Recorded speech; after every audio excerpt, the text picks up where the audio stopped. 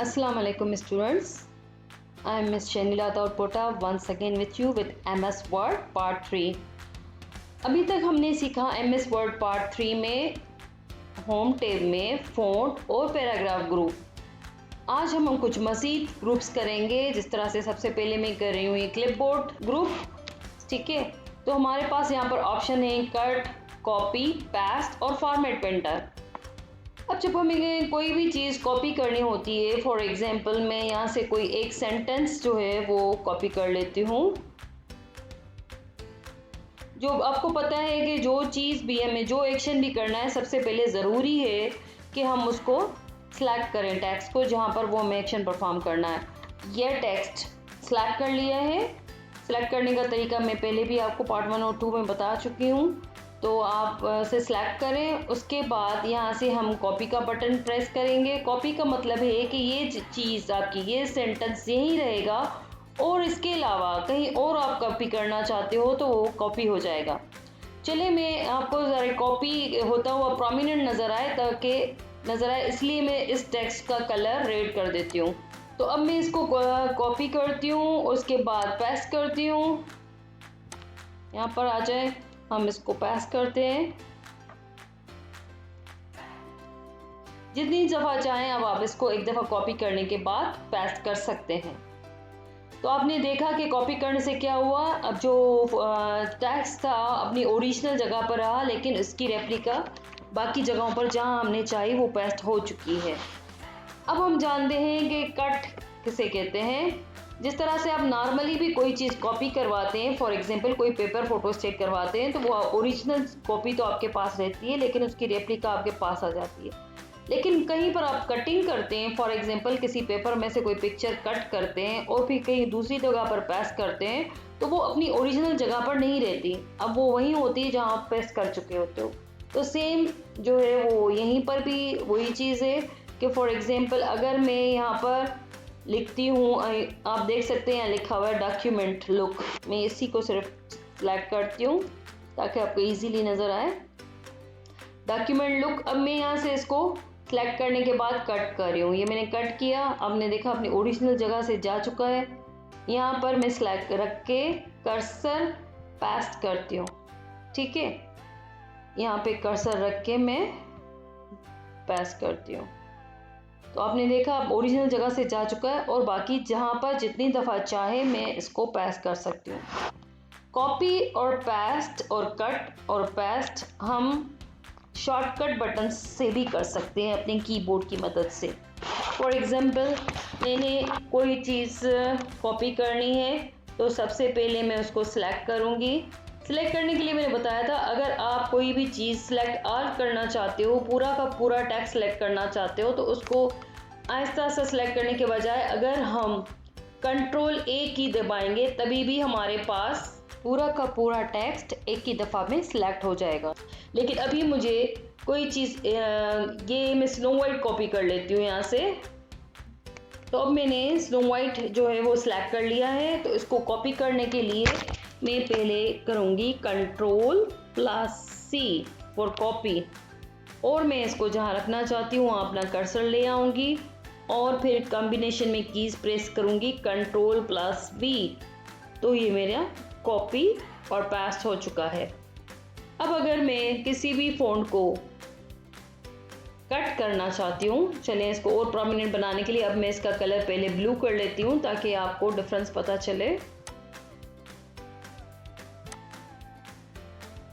अब ये टेक्स्ट जो है आपको नज़र आ रहा है कि सिलेक्टेड है। मैं इसको कट करती हूँ। यहाँ से कट के लिए मेरे पास शॉर्टकट कीज़ हैं Ctrl+X। आपको पहले ही बता चुकी हूँ कि जब हम कट करते हैं तो वो चीज़ अपनी ओरिजिनल जगह से रिमूव हो जाती है, और जहाँ हम पेस्ट करना चाहें वहाँ कर्सर रख कर कहते हैं पेस्ट। तो पेस्ट का ऑप्शन अभी भी वही है Ctrl+V, तो आपकी चीज़ वहाँ पर पेस्ट हो जाएगी जहाँ आप चाहते हैं। तो ये था कट, कॉपी और पेस्ट, और ये है फॉर्मेट पेंटर। अब फॉर्मेट पेंटर से क्या मुराद है? Format painter means for example मेरे पास ये यहाँ पर स्नो वाइट लिखा हुआ है, इस पर जो मैंने फॉर्मेटिंग की है वो आपको नज़र आ रही है। टैक्स मेरा रेड है और मेरा फ़ॉन्ट स्टाइल अल्जेरियन है, साइज़ मेरी जो है वो 28 है।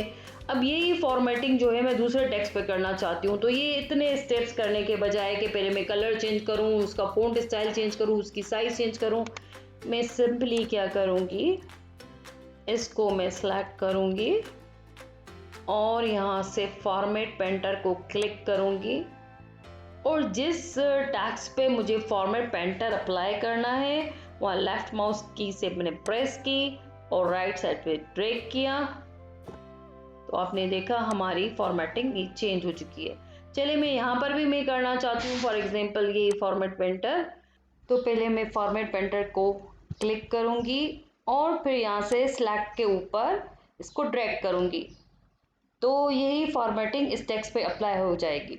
लेकिन फॉर एग्जांपल मुझे बहुत सारी जगहों पे यही फॉर्मेटिंग करनी है, तो मुझे बार बार फॉर्मेट पेंटर का बटन प्रेस ना करना पड़े, तो मैं एक ही दफ़ा में यहाँ पे 2 टाइम्स क्लिक करूँगी और फिर यहाँ कर लिया, यहाँ कर लिया, तो एक ही प्रेस में आप जितनी दफ़ा चाहें फॉर्मेट पेंट कर सकती हैं। अब मैं आपको बताती हूँ एक और ऑप्शन, क्लिपबोर्ड। यहाँ पर आप एक छोटा सा एरो नज़र आ रहा है, इसको आप क्लिक करें तो यहाँ पर क्लिपबोर्ड का ऑप्शन खुल गया है। इससे ये होगा कि यहाँ पर जो भी टेक्स्ट है वो आप सिलेक्ट करके अगर कॉपी करती हैं तो आपके क्लिपबोर्ड में ऐड हो जाएगा। या आप इसको सिलेक्ट करके आप इसको कट करती हैं तब भी वो आपके क्लिपबोर्ड में ऐड हो जाएगा। अब फ़र्ज़ करें कि ये वो वर्ड्स हैं या हेडिंग्स हैं जो मुझे बार बार यूज़ करनी है, तो फिर मैं क्या करूँगी कि इनको सिलेक्ट करके और कॉपी करके क्लिपबोर्ड में भेज दूँगी। अब जब भी जहाँ पर ये मुझे दोबारा इन वर्ड्स की ज़रूरत है तो उनको लिखने के बजाय मैं लेफ़्ट साइड से डॉक्यूमेंट क्लिक करूँगी तो डॉक्यूमेंट आ जाएगा। उसके बाद में अगर ब्लॉक्स लिखा हुआ है वो प्रिंट करूँगी, ब्लॉक्स आ जाएगा। मैं गैलरीज़ को क्लिक करूँगी तो गैलरीज़ आ जाएगा। तो क्लिपबोर्ड पोर्शन में फॉर एग्जांपल कोई भी हम एक्सप्लेनेशन देते हैं और उसमें हमें बहुत सारी टाइपिंग करती है, बहुत सारे ऐसे वर्ड्स हैं जो बार बार हमें लिखने पड़ते हैं, तो हम उसको क्लिपबोर्ड में लेकर आते हैं और वहाँ से अगर हम सिर्फ 1 क्लिक से इसको वापस आप डॉक्यूमेंट के मेन एरिया में ला सकती हैं। यहाँ से हम ये सारे ऑप्शन एक ही दफ़ा में क्लियर ऑल करके क्लियर कर सकते हैं, अदरवाइज़ जब हम ये डॉक्यूमेंट बंद करेंगे उस वक्त भी ये सारे ऑप्शंस क्लियर हो जाएंगे। हम क्लिपबोर्ड ग्रुप भी कंप्लीट कर चुके हैं। अब हम चलते हैं नेक्स्ट ग्रुप की तरफ, स्टाइल्स की तरफ। स्टाइल्स में क्या होता है कि जब भी हम फॉर्मेटिंग करते हैं with the help of this font और पैराग्राफ ग्रुप, जस्ट लाइक,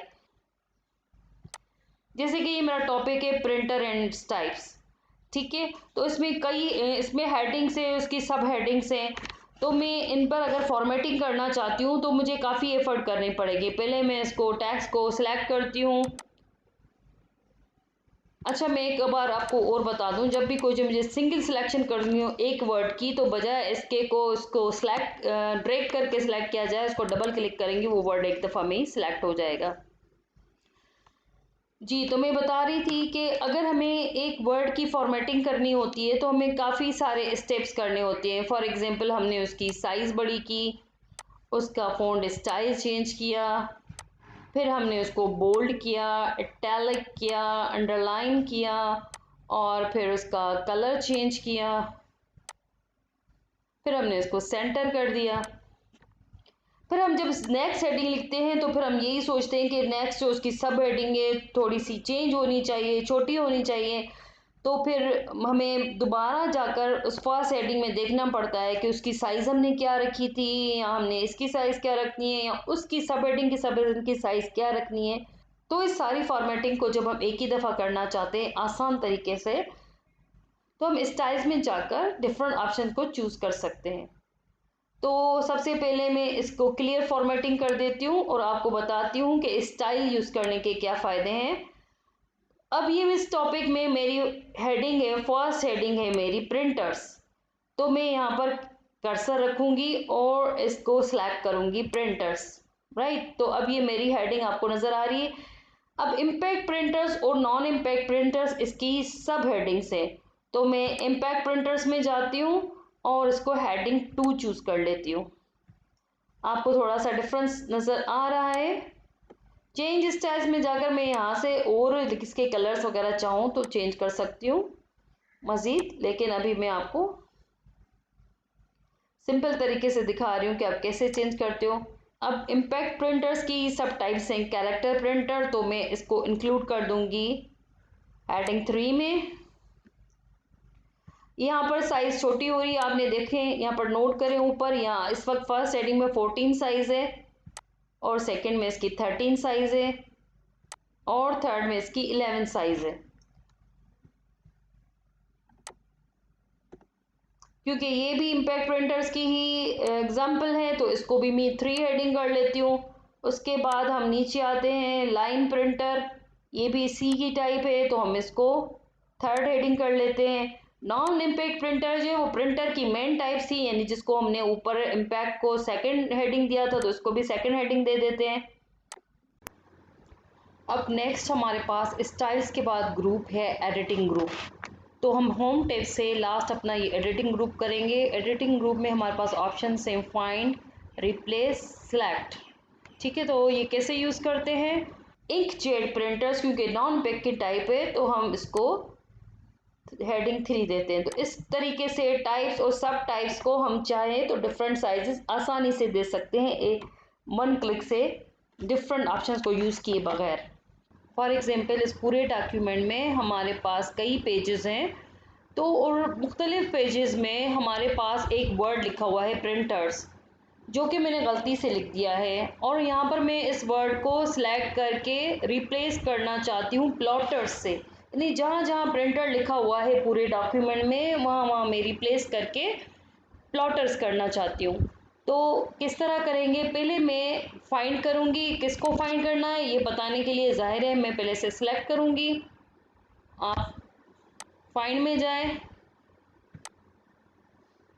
आपको नज़र आ रहा है प्रिंटर्स को जैसे ही मैंने सेलेक्ट किया उसके बाद फाइंड को क्लिक किया तो पूरे डॉक्यूमेंट में जहाँ जहाँ प्रिंटर लिखा हुआ है वो सिलेक्ट हो चुका है।